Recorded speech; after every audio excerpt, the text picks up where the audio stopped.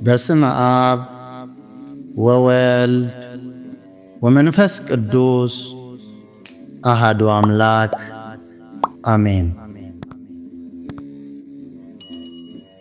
መጋቢት 10 የጌታችን መስቀል የተገኘበት ታላቅ በዓል። በደመ ወልደ እግዚአብሔር የከበረው ቅዱሳት እጆቹን የዘረጋበት ክቡር ደሙን ያፈሰሰበት መርገመ ሥጋና መርገመ ነፍስ የተሻረበት ዘላለማዊ ደዌ የጠፋበት የጥል ግድግዳን ያፈረሰበት ጥንተ ጠላታችን ዲያብሎስ ድል የተነሳበት የጌታችን መስቀል ከጌታችን ዕርገት በኋላ ሙት እያነሳ ደዌ እየፈወሰ ለክርስቲያኖች ታላቅ ክብር በመሆኑ ሰቃልያነ እግዚእ ክፉኛ ይበሳጩ ነበር።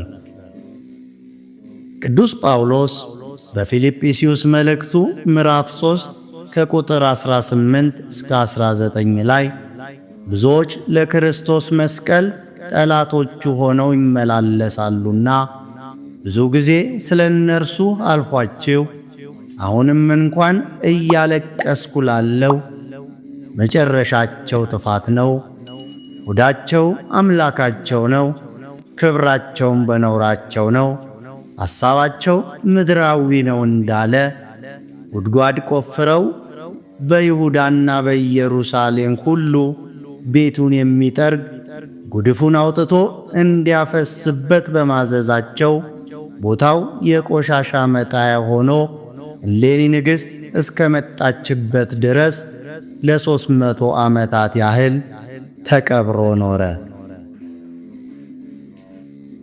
የእሌኒ ልጅ ቆስጠንጢኖስም በመስቀሉ ኃይል የክርስቲያኖችን ጠላት የሆነውን መክሲሚያኖስን ድል ከነሳ በኋላ በሶል ጴጥሮስ ተጠምቆ ክርስቲያን ሆነ። እሷም ልጄ ክርስቲያን ከሆነ ኢየሩሳሌም ሄጄ የፈረሱትን አብያተ ክርስቲያናት አሰራለሁ፣ የጌታዬ መስቀልንም ከተቀበረበት አስወጣለሁ ብላ ስለት ተስላ ነበርና ያ በመፈጸሙ ደስ ተሰኝታ ለልጇ ነገረችው። እርሱም በደስታ ብዙዎች ሰራዊትን ስንቅ አስይዞ ወደ ኢየሩሳሌም ላካት። በደረሰችም ጊዜ ሱባዔን አድርጋ የመስቀሉ ጠላቶችን በጽኑ እስራት አስራቸው።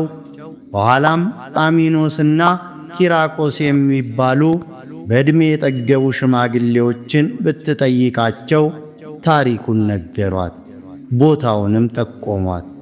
ከዚያም በጸሎት ላይ ቅዱስ ሚካኤል ተገልጾ በዕጣን ጢስ አማካይነት እንደምታገኘው ተረድታ መስከረም 16 ደመራን አስደምራ በእሳት እንዲቃጠል አድርጋ እጅግ ብዙ ዕጣንን ብታስጨምር ጢሱ ወደ ሰማይ ወጥቶ መስቀሉ ካለበት ቦታ ላይ ተተክሎ ሰገደ። ተተክለ ጢስ ሀበ አንጻረ መስቀል ሰገደ ጢስ ወባረከ እንዲል ቅዱስ ያሬድ። እርሷም ፈጣሪዋ እግዚአብሔርን በፍጹም ደስታ መስግና ቁፋሮውን ከመስከረም 17 ጀምሮ እስከ መጋቢት 10 ድረስ እንዲቆፈር አስደርጋለች።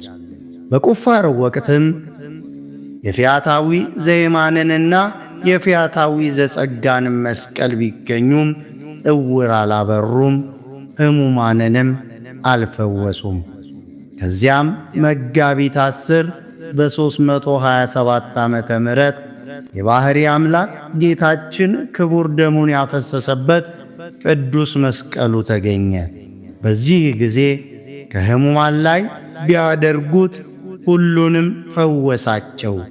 ዕውራንም በሩ፣ ሙታንም ተነሱ። ከዚሁም ጋር የተወጋበት ጦሩ የተቸነከረባቸውም ቅንዋት ሁሉ ተገኝተዋል። እርሷም በፈረሷ ልጓም ላይ የመስቀል ምልክት አስቀርጻበታለች። እርሷም ጌታችን ተአምራት በሠራባቸው ቦታዎች አብያተ ክርስቲያናትን በማሰራት በተለይም በጎለጎታ የተሠራው ቤተ ክርስቲያን መስከረም 17 ጳጳሳት፣ ካህናት፣ ምዕመናን በተገኙበት ቅዳሴ ቤተ ክርስቲያኑ ተከብሯል። እርሷም ለድሆችና ለጦም አዳሪዎች ብዙ መልካም ነገርን በማድረግ ግንቦት 9 በሰላም አርፋለች። ሊቁ አርከ ስሉስም ስለ ቅድስት እሌኒ በአርኬው ላይ የመንፈስ ቅዱስ ምክር በወሰዳት ጊዜ አልዳ ወደ ተባለች የሕይወት ምድር የሄደች ለሆነች ለእሌኒ ሰላምታ ይገባል። በአደባባይዋ ፊት መስቀልን በመንካት የዳነውን በድን በበረሃ ወድቀህ የተገኘህ አንተ እንግዳ ከወዴት ነህ አለችው በማለት መስቀሉ ከወጣ በኋላ ስለተደረገላት ተአምር ጽፏል። ሊቁ አባ ጊዮርጊስ በተአምኖ ቅዱሳን መጻሕፍት ላይም ኢስ በሃይማኖታ ከወጣ ዘንድ ለክርስቲያን ጋሻ የሚሆን መስቀልን በጎለጎታ ያወጣች ለሆነች ለንግሥት እሌኒ ሰላምታ ይገባል። ዳግመኛም የክርስቶስን የመስቀሉን ችንካሮች አገኘች። ዘካርያስ እንደተናገረው ለፈረስ ልጓምን አሰራች በማለት ይጠቅሳል። የነገረ መስቀሉን ነገር ሊቁ አባ ጊዮርጊስ ዘጋስጫ ሲያመሰጥር መስቀልከ ዕፀ ዘኢይነቅዝ፣ መስቀልከ ዕፅ ዘኢይዐብር፣ መስቀልከ ዕፅ ዘኢይማስን። መስቀልህ የማይነቅዝ ዕፅ ነው። መስቀልህ የማይዋጋ የማይደርቅ ዕፅ ነው። መስቀልህ የማይጠፋ ዕፅ ነው። መስቀልህ የፀሐይ ሙቀት የነፋሳትም ግርፋት የማያደርገው ዕፅ ነው። መስቀልህ ውሆችንና የነፋሳትን ውስጣዎችን ሊያነዋውጡ የማይቻላቸው ዕፅ ነው። መስቀልህ የባህር ሞገዶች ሊገፉት የማይቻላቸው ዕፅ ነው። መስቀልህ የዝናባት ክብደት ሊጥሉት የማይቻላቸው ዕፅ ነው። መስቀልህ ርኩሳን መናፍስት ሊቀርቡት የማይቻላቸው ዕፅ ነው።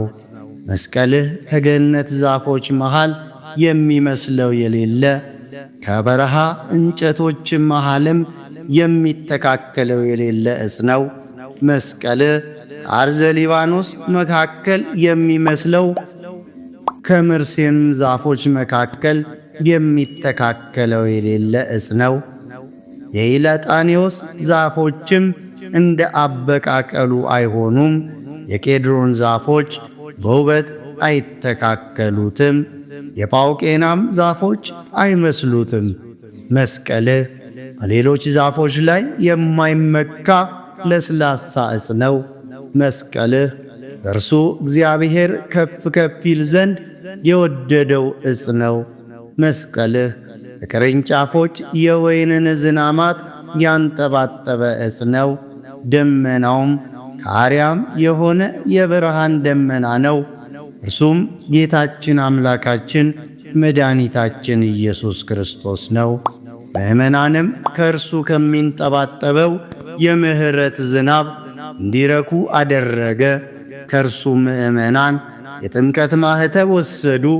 በጌልጌል በእሳት ሰረገላ ላይ የምትቀመጠው በሊቶስትራ ግን በእንጨት መስቀል ላይ ተሰቀልክ። መስቀልህም በደም ነጠብጣብ ተቀባ። በአምላኩ ደም የተቀደሰ ከፈጣሪው ጎን በወጣ ውሃም የተጠመቀ ዕፅ እንዴት ያለ ነው! ለገነት ዛፎች አክሊል ለገዳም ዛፎች ክብር የሆናቸው ዕፅ እንዴት ያለ ነው! ለአሸናፊ የእግዚአብሔር በግ መሠዊያ የሆነ ዕፅ እንዴት ያለ ነው! ለእስራኤል አምላክ የፋሲካው መሠዊያ የሆነ ዕፅ እንዴት ያለ ነው!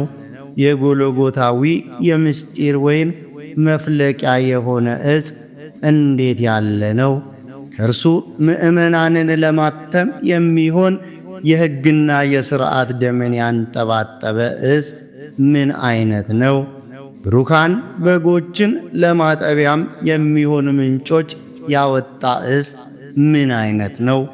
ምድርን የቀደሳት ሰማይንም ያማተበበት ዓለምንም ሁሉ በአብ በወልድና በመንፈስ ቅዱስ በረከት የባረከ ዕፅ እንዴት ያለ ነው! ሰማያውያንን ከምድራውያን ያስተባበረው ዕፅ እንዴት ያለ ነው!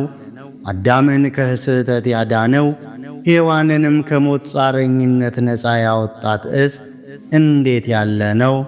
ስለ እርሱ በኦሪትና በነቢያት የተነገረ በሐዋርያትም በገሃድ የተሰበከ ዕፅ እንዴት ያለ ነው!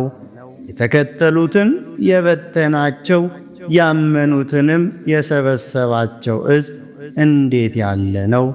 ቤተ ክርስቲያንን በኢየሱስ ክርስቶስ ሃይማኖት ላይ የመሠረታት ዕፅ እንደምን ያለ ነው! በማለት ስለ ክብረ መስቀል ጽፎታል። ስብሐት ለመስቀለ ክርስቶስ ዕፀ መድኃኒት ኃይልነ ወፀወይንነ። ጌታችን ኢየሱስ ክርስቶስ ሆይ በመስቀለ ኃይል እጠረን። ወስብሐት ለእግዚአብሔር ወለወላዲቱ ድንግል ወለመስቀሉ ክቡር አሜን። ይቆየን።